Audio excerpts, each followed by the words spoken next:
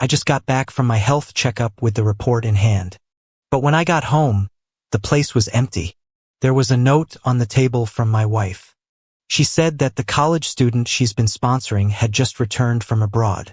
She decided to take him to our lakeside estate for 2 months, and she won't be back anytime soon. This had me really worried. That estate has been left untouched because it's almost flood season, and the house will likely get flooded. What if they get swept away by the waters? We've got billions, more than I could ever spend in a lifetime. Yet here I am, my phone is nearly dead, and I still can't reach Nancy. I don't know if it's the bad signal out by the lake or if she's just ignoring my calls. Looking at the note left on the table made me sort of speechless. I know every word she wrote, but together they don't make much sense. I'm not going back home for now. David just got back to the country, and I want to help him get acquainted. We have so many properties that it makes sense to transfer the estate to him. David is the poor college student that Nancy has been sponsoring over the years. She gives him a $20,000 monthly allowance. Later, Nancy sent him to study abroad in Australia.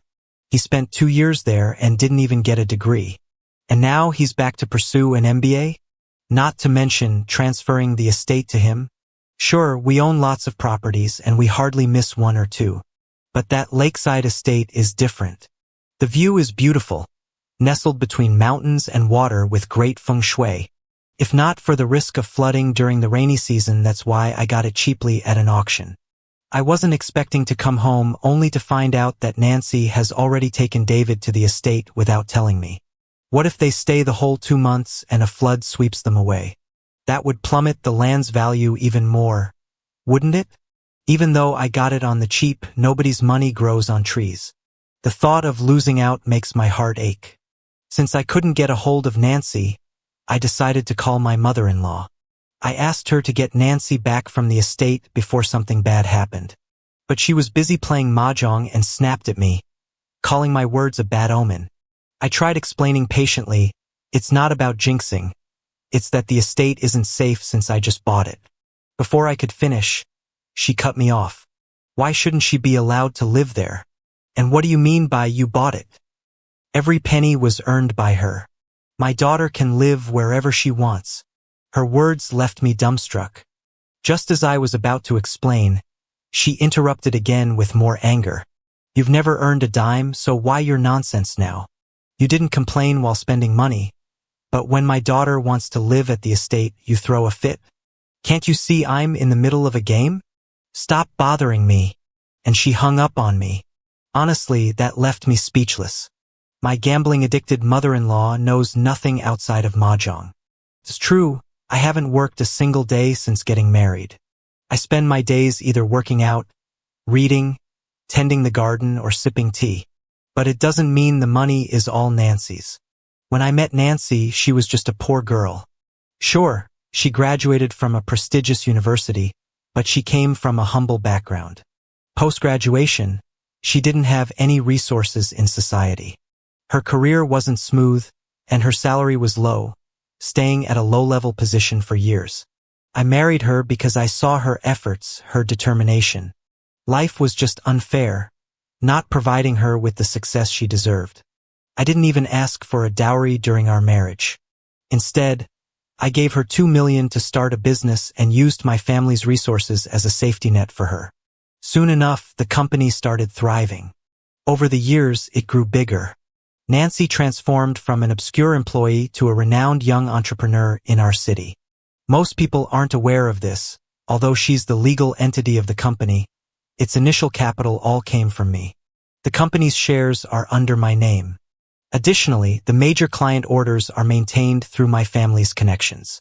Frankly, Nancy's nothing more than a high-level employee due to her marital ties with me. Once her business took off, she started getting attention from the media, labeling her as a young entrepreneur. It got to her head. A few years back, she began sponsoring poor college students under the company's name. It was more of a PR move, monthly stipends and part-time summer work at the company. But for some reason, David had a special place with her. She said his determined gaze reminded her of herself as a young woman, experiencing what she did when she started out. After sponsoring his undergraduate studies, she also sent him for further studies abroad. Yet 2 years went by and he didn't earn a degree. Now he's back for an MBA and suddenly, she's planning a getaway to the estate without prior notice. Even suggesting handing over the estate to him, it's utterly baffling. I am a bit angry, not exactly by these outrageous actions of Nancy's, but more so about her failing to see who truly is in charge at home. I took a deep breath to calm down. The doctor said I was doing well recently, and I should avoid getting worked up. I'm one to follow advice. Despite our spacious, 300-square-foot home now feeling deserted with only me around, at least it's quiet. I brewed myself some nice tea and lazily stretched out on the sofa. Suddenly, my phone chimed with a notification. Is the manor applying to restore electricity? Should we agree? Lakefront Manor has been sitting idle because no one has lived there for a long time. It has a complete smart system installed. To turn on the electricity or water, it needs confirmation from the user's main phone. Looks like Nancy has already taken David to the manor. They're probably trying to figure out how to turn the power back on now. When they touched the switch, I got a notification on my phone. So I opened up the manor's security feed. Suddenly, I had a dozen live feeds on my screen. I quickly found the one with Nancy in it. She was squatting in the supply room, sweating like crazy, fiddling with the breaker. It was July, the hottest time of the year. With the windows and doors closed for so long, and by the lake, the supply room was really hot and humid. Nancy was poking around the breaker for quite a while, and even through the screen you could tell she was drenched. The heat, combined with not getting it to work after so long, was making Nancy frustrated. She angrily knocked the breaker with her hand, cursing under her breath. What a piece of junk! I quickly hit agree on the option to restore power just as she was venting her frustration on the breaker. Suddenly, there was a loud crack as sparks flew from the breaker in the camera feed. Nancy screamed and was blasted backward. As she hit the ground, all the lights in the manor came on. Well done, Nancy. We have power. David, clearly excited, came into the frame. His smile faded quickly when he saw Nancy sprawled on the ground, groaning in pain with tears on her face. David was startled and rushed over to help her. But as he got closer, he couldn't help but blurt out, "Oh no, your hair?" The force from earlier had not only knocked Nancy back but also singed her hair. Once a polished young entrepreneur, she now had a bald patch. David panicked, circling around Nancy, not knowing what to do. I couldn't help but quip into my phone, "What's circling around gonna do? Get the first aid kit from the drawer on the 3rd floor. Don't just stand there like a deer in headlights." Hearing my voice, David was startled again. Who said that? He looked around but didn't see anyone else. His face turned pale. Anyone who has bought a manor knows the supply room isn't inside the main house. For safety, it's usually built separately. There's no need for it to be well furnished, so it's as bare as can be. Even with the power on now, it wasn't particularly bright. The light cast eerie shadows on the raw walls. In such an atmosphere, anyone would be freaked out if they heard a voice with no one in sight. So, David screamed, forgetting his intention to help Nancy.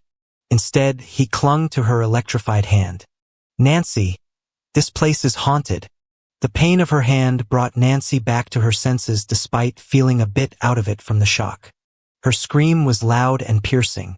"My hand!" David realized he was digging his nails into Nancy's flesh. He quickly let go. "Sorry, I didn't mean to." Nancy stopped screaming, rolled her eyes, and nearly passed out again. David couldn't let her faint. He shook her frantically. "Nancy, don't faint. I'm really scared." Like a rag doll, Nancy was shaken back and forth. On my end, I was laughing so hard I was nearly in tears. David, vigorously shaking Nancy, heard laughter from above again.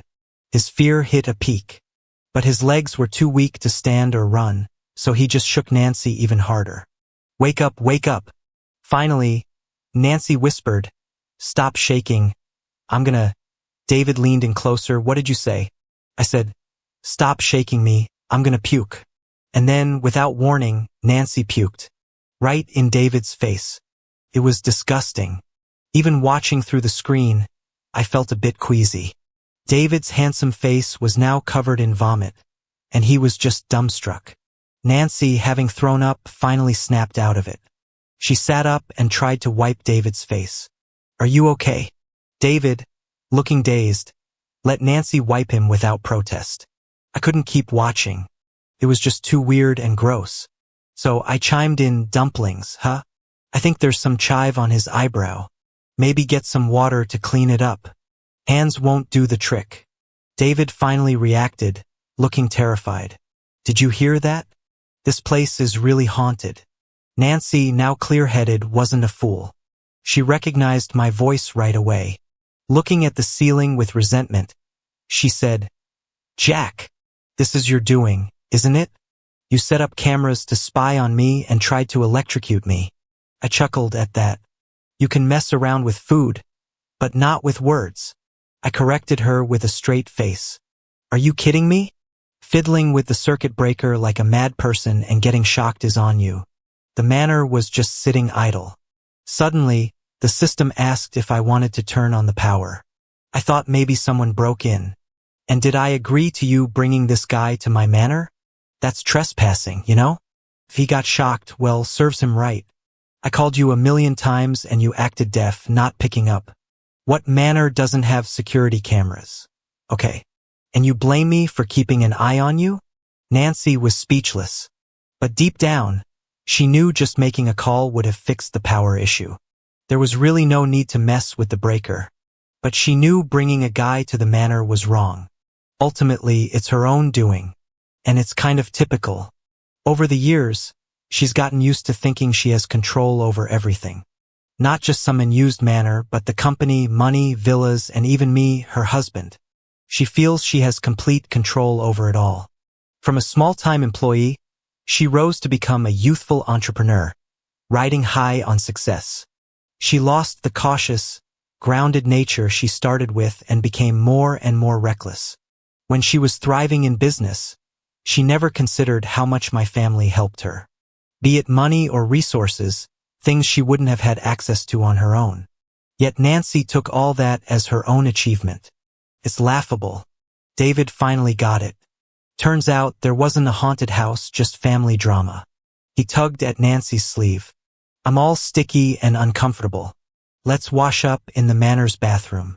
Then he glanced at the ceiling and told me, "Don't be mad. It's my fault. Nancy just brought me here to unwind since I just got back and don't know anyone yet. If you don't want me here, I can leave." Nancy quickly interrupted him, pained. "Don't say that. Stay as long as you want in my manor.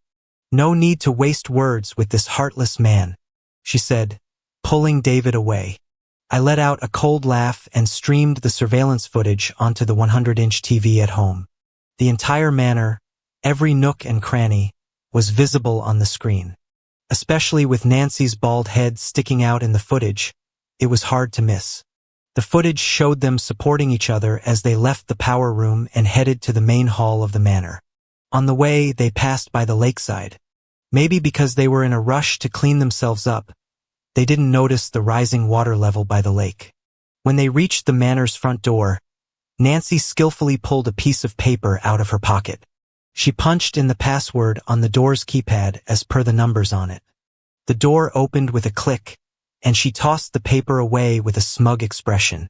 Seeing this, I couldn't help but smirk. Nancy knowing the door password wasn't a surprise. I use my birthday as the password for everything, from ATM cards to various app accounts. Of course, the manor door was no exception. What made me laugh was how, after so many years of marriage, she didn't even remember my birthday, needing to write it down on paper. What a great wife. Switching the camera feed, I watched them limping awkwardly into the main hall of the manor. David still had Nancy's vomit on his pants, but as soon as he stepped in, his eyes lit up. His fingers gently caressed the imported leather sofa, and he turned to Nancy, flashing a sweet smile. "Nancy, this place is really gorgeous." He blinked, his voice probing. "You said you'd transfer it to me before? Is it true?" While using tissues to clean her burnt hair, Nancy immediately nodded when she heard him. Of course. What's that to you? Just give it some time. I opened my phone app and dropped the temperature in the hall to freezing. In less than 5 minutes, David started shivering, hugging his arms. Why is it so cold all of a sudden? Frowning, Nancy went to locate the thermostat, but realized all the control systems in the smart manor required my phone's authorization. She instantly got it and shouted at the ceiling. Jack, haven't you had enough? I chuckled and got up from the sofa with a mocking snort. Compared to witnessing their idiocy, I had more pressing matters on my mind. I poured myself another cup of tea and carried it to the balcony. Sure enough, it had started raining outside again. The weather forecast said it'd soon go from light to heavy, and in a couple of hours, there would likely be a yellow flood warning. Listening to the pitter-patter of raindrops outside, a satisfied smile crept onto my face. I went back to the sofa and lay down, just in time to see the footage where those two were being all lovey-dovey. We should take a hot shower to warm up. I turned up the microphone volume in the bathroom and overheard Nancy's greasy suggestion. Let's shower together. I'll help you scrub your back. David kind of squirmed as Nancy pulled him into the bathroom, eagerly unbuttoning his shirt. Wait, David suddenly pointed at the ceiling camera, his voice warping. There's one here too. Nancy paused, then brushed it off uncaringly. So what? If he wants to watch, let him watch all he wants, and reached to hug David's waist. But David flinched like he'd been shocked, tightening his robe and retreating into a corner. No way. What if he records it and puts it online? He bit his lip, nearly tearful with anxiety. What about my reputation? Nancy immediately felt distressed, quickly comforting him. Don't worry, I'll get tools to remove it. Before leaving, she turned on the heater and handed David a glass of red wine. Warm up first. I'll be right back. Like a dog in heat, Nancy bolted out, sprinting down the stairs. It was obvious Nancy was very familiar with the manor's layout. She easily found her way to the basement.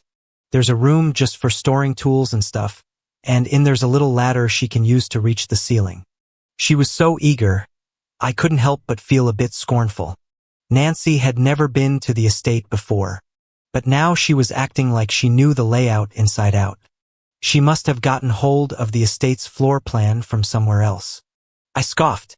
Nancy, you sure seem to know your way around. Planning to make this your love nest with him? Nancy ignored my taunts, diving into the tool room to rummage for tools.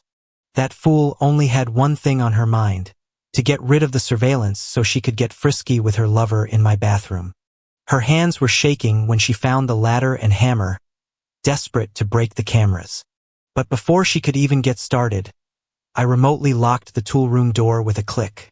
Nancy turned and kicked at the door, her face twisted in frustration. Jack, let me out, she yelled. I chuckled. What's the matter? Didn't you do your homework? Didn't know I could control every door? I added, oh right, the floor plans didn't mention the remote electronic locks. Lust is a dangerous thing, Nancy. You just sit tight. Over in the bathroom, I switched to the camera feed. David had finished his glass of wine. He was sweating under the heat lamp, his face flushed, and forehead beaded with sweat. It's so hot, he muttered, trying to turn off the light, but the switch wouldn't work. He looked up at the camera, realizing what was happening. Can you turn the lamp off? He asked. No, can do. Nancy set that up just for you, I replied, cranking up the heat and turning on the hot water. Scalding water gushed from the shower head, filling the room with steam. David leaped back, fumbling to turn it off, but the valve wouldn't budge. The room fogged up, mirrors obscured with condensation. He stumbled around the bathroom like a cat in a bathtub, his bathrobe soaked and clinging to him, hair plastered to his face. The thermometer read 113 Fahrenheit degrees. Open the door. Let me out, he screamed, pounding on the bathroom door, his makeup running messily down his face. I set both camera feeds side by side. Nancy beating at the tool room door like a caged animal and David losing his mind in his steamy prison. The rain outside poured harder, adding a dramatic score to their chaos. Steam was so thick inside the bathroom now. David's clothes weighed heavy with water. He tried for the faucet again, burning his fingers on the metal. The shower stool toppled over, bruising his leg against the tub. "Please," he begged, finally breaking, kneeling in front of the camera. "I'm sorry. I know I was wrong." His forehead rested on cold glass, voice breaking. "You should be satisfied now. Sure, I got close to Nancy, but come on, do I really deserve this?" I tapped the mic. "Did you really think I was the only one setting you up?" David's sobs stopped, eyes wide in realization. "Maria ring any bells?" I asked. "Guess you've figured it out." "Huh?" David's lips trembled. He knew the name well. In the past 2 years in Australia, David's studies didn't go far, but he finessed life as a gigolo. He was quite a schemer, good at whatever it took. The largest private hospital in Melbourne was said to have wealthy Chinese ladies convalescing. He ditched school, became a carer, and somehow snagged the city's wealthiest widow, Maria. David spent the last couple of years keeping her content and managed to marry her abroad. Maria's health was deteriorating lately. She's reportedly in the ICU. David got his hands on a will while Maria was in and out of consciousness, then hurried back here. The whole studying for an MBA thing was just a cover. He's here to claim his spot as LM Group's heir. Will in hand, and being Maria's lawful husband made him feel secure. All while Nancy knew about the whole plan, which is why she's so invested in David. Looks like she isn't just shopping for a husband. She's looking for a new sugar daddy. These two really do deserve each other in a way. As I watched their pitiful scenes on the monitor, the doorbell rang. On the video intercom, I saw a young woman in a business suit, standing in the storm with a black Benz behind her. "Hi, Jack. I'm Maggie." Maggie is Maria's only daughter. Without David, she'd be the rightful heir to LM Group. We'd only spoken on the phone before, so this was our first face-to-face.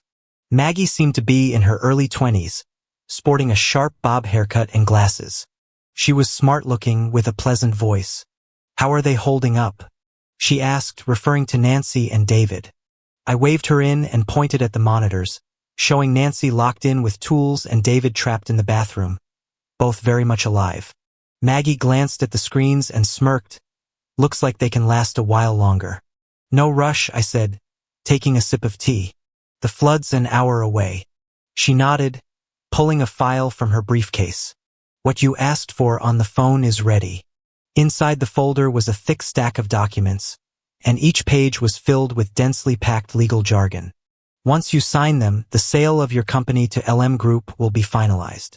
She then pulled out a bank card from her bag and handed it to me. "I had a financial expert review your company's business and assets, and I'd say your offer of $2 billion is quite fair."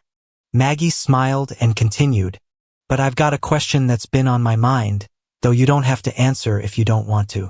I'm just curious." I squeezed the bank card in my hand and said, "Go ahead and ask." Maggie thought for a moment and then asked seriously, "Since you own all the shares, why are you so set on selling your company to us? This company's worth more than $2 billion if you kept it." Maggie adjusted her glasses and said, "And whether Nancy is alive or not, the ownership is still yours." "Oh, that's what she wants to know." I picked up a piece of fruit from the platter on the table, took a bite, and explained softly, "Nancy's been managing the company all these years. Everyone in it is her people. It'd be tough for me to take control quickly. If I can't control it, I might as well sell it. Trading something unmanageable for cash isn't a loss." Maggie looked at me and smiled oddly. "Aren't you worried Nancy's gambling addict mom will come after you? Sure, you own the shares, but the company's profits in recent years were made after you got married. Legally speaking, it's marital property, so Nancy should still get half. If she's dead, her mom has inheritance rights. She already transferred that part to David in various ways. It's not my deal anymore." I fiddled with the pen I was about to sign with, keeping my head down as I spoke slowly. "No one expected Nancy would suddenly take your stepdad David to the lakefront estate for a vacation. David was an orphan, so after his death, Not only would his inheritance return to LM Group, but the so-called transferred profits Nancy gave him too. Since the company's profits are already yours and I can't control it, why not sell it to you entirely? If her mom causes trouble, she should come to you at LM Group. I quickly signed the documents and extended a hand to Maggie. Now, this company's entity and net growth profits from these years have nothing to do with me. She smiled contentedly and shook my hand. Pleasure doing business with you, Jack, but keep in mind, natural disasters and self-destruction aren't LM Group's responsibility. Looking at this seemingly efficient young lady before me, I couldn't help but sigh internally. David had underestimated the complexity of a wealthy family. When he got Maria's will, he thought he'd hit the jackpot for life. Sadly, that ticket turned into his death sentence. Just last year, when I found out Nancy had an affair with David, I hired a private investigator to dig in. The result was Maggie reaching out with very detailed files on the two of them. Clearly, LM Group's inheritance was meant for Maggie only. She said she was the first heir before, now, and always in the future. Her tone wasn't sharp, but full of confidence. Afterward, we had a friendly chat on the phone. She asked me about Nancy's hobbies, routines, and daily schedule meticulously. Meanwhile, I thoroughly inquired about David. When I mentioned that Nancy was keen on buying luxurious properties to flaunt her status, Maggie said the group had a lakeside estate for sale. Since it was in a flood-prone area, the price was low, so a plan started to take shape. Maggie used the insights on Nancy's routine and habits that I provided to place ads on Nancy's favorite apps, featuring the lakeside estate for auction. Any screen Nancy could see, whether TV, computer, or even during her elevator rides or while walking past malls, would coincidentally show the estate on LED displays. As a prideful, successful businesswoman with a strong sense of vanity, Nancy got hooked quickly. Although the manor was priced at just $2 million, it still bothered her. After all, she's essentially an employee of my family and couldn't afford much cash. Promoting your family's assets is just part of the game. I'm a businessman, but I never engage in anything illegal. That day on the phone, Maggie shared her plan with me while laughing. What do you need me to do? I asked. Just make sure Nancy makes a trip to the manor. I nodded and said, I'll turn a blind eye to her affair with David, but occasionally remind her none of the properties are in her name. She's been a wealthy facade all along.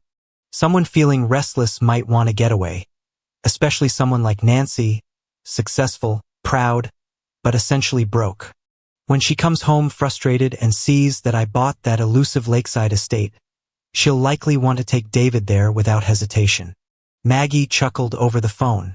You just have to play the mental game subtly, don't be too obvious. I thought about it and felt it wasn't enough. I could use Nancy's mom, my mother-in-law. What's the idea? She likes playing mahjong and has a bit of a gambling problem. The line went silent for a moment before she replied. Got it, have her lose some money, maybe take out a high-interest loan. Then she'd often pester her daughter for money, which would make Nancy even more stressed. Maggie sure is sharp, she caught on quickly. You'll need to handle that. I'm just a man at home, living the good life, not having the resources for such operations. Jack, you're too modest. Maggie and I were sitting side by side on the couch, staring at the surveillance feed on the TV. The floodwater had already reached the outskirts of the estate, slowly engulfing this meticulously designed cage. She was still banging on the iron door, but it wasn't doing much. I let out a long, deep sigh. Maggie, thinking I was worried about not drowning the two, adjusted her glasses and said, Don't worry, Jack. We cleared everyone out a month ago. Just like when they entered, there were no obstacles. Now no one can save them. Her voice was as calm as if she were discussing what to have for breakfast tomorrow. Besides, I dismantled all the signal towers around here. On the screen, water in the toolshed had reached Nancy's waist. She held up her phone desperately, her face turning pale when she realized there was no signal. See? Maggie chuckled lightly. Her phone's as good as a brick now. Nancy suddenly lunged at the surveillance camera, her soaked shirt clinging to her skin. I was wrong. Save me. Open the door, please. We've been married for 7 years. I promise I'll treat you well from now on. I leaned into the microphone. You actually have the key. After a brief pause, I continued. When we put in new electronic locks, I left a secondary slot under the keyhole. All you need to do is put our wedding ring in, and the door will open automatically. On screen, Nancy's expression froze. She trembled as she reached for her bare ring finger, collapsing into the water like her strength was gone. Maggie took a sip of her tea. So that's what you were sighing about. Looks like she didn't bring it. Huh? The TV screen suddenly turned to static. The last image was Nancy hopelessly slapping the water. The flood completely submerged the estate, cutting off the surveillance feed. Maggie pulled out her phone, tapped a few times. I've got a drone coming in. Minutes later, the aerial view popped up on her phone screen. The grand estate was entirely swallowed by murky floodwaters, only a few rooftops poking above like sinking rocks. Now it's all clean, Maggie said, putting away her phone. The flood's gonna wash away all the evidence.